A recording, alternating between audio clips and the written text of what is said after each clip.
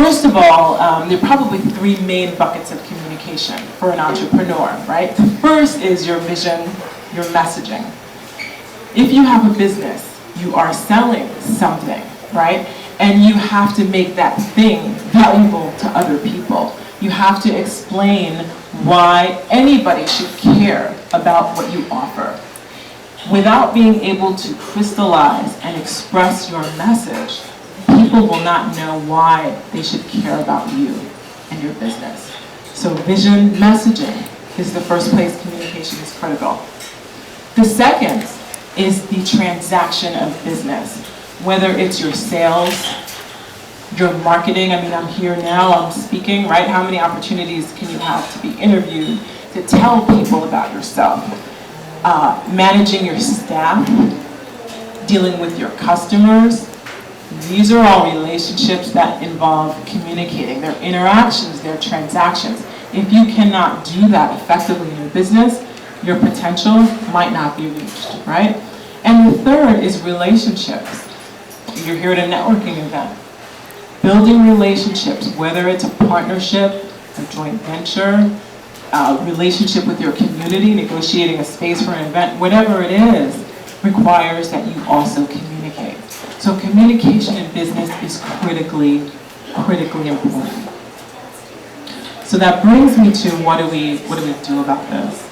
I think there are really two things. The first is a reclaiming, and the second is really a renegotiating.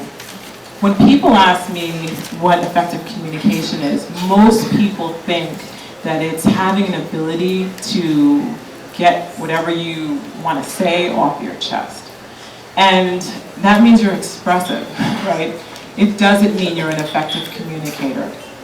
Effective communication is being able to find the right words and delivering them in a way that it lands as you intended with the listener.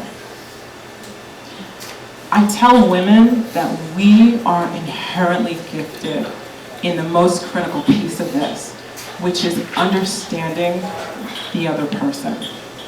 To communicate with someone, if you think about a Venn diagram, the sweet spot in the center is the place where your goal, your understanding of the other party, and the words you choose meet. And so when you want to communicate, the first thing you have to do is decide what is your intention. The second is understanding what is important to the listener, what is going to make them absorb, accept, listen to what you need to say. And to do that, we need to tap in as women to what we already have. We are trained really to understand and think about other people, right? We are emotional. For many of us, we think of those as negative traits, but they're not. Your ability to know how somebody feels, to walk in their shoes, to really see the world from another side.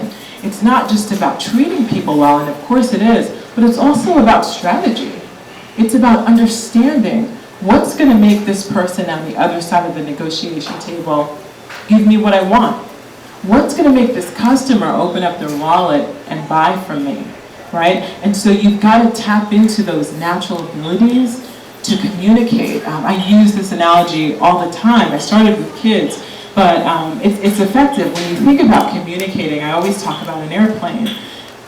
So imagine you're flying to Disney, because I know when people fly Disney and they land, they clap, right? So when you take off, when you express yourself, that's not the point of celebration. The point of celebration is when the plane lands safely. So when you're communicating, plan what your goal is, understand the recipient, choose your words, and then deliver your message. And the second piece is the renegotiation. So I told you about how what I did was go back in my life and look at the different experiences that I had that shaped me. And when I look at that critical time, I see stoicism. I see this, independence, this lack of training around asking for help. That's what showed up for me 15 years into my career.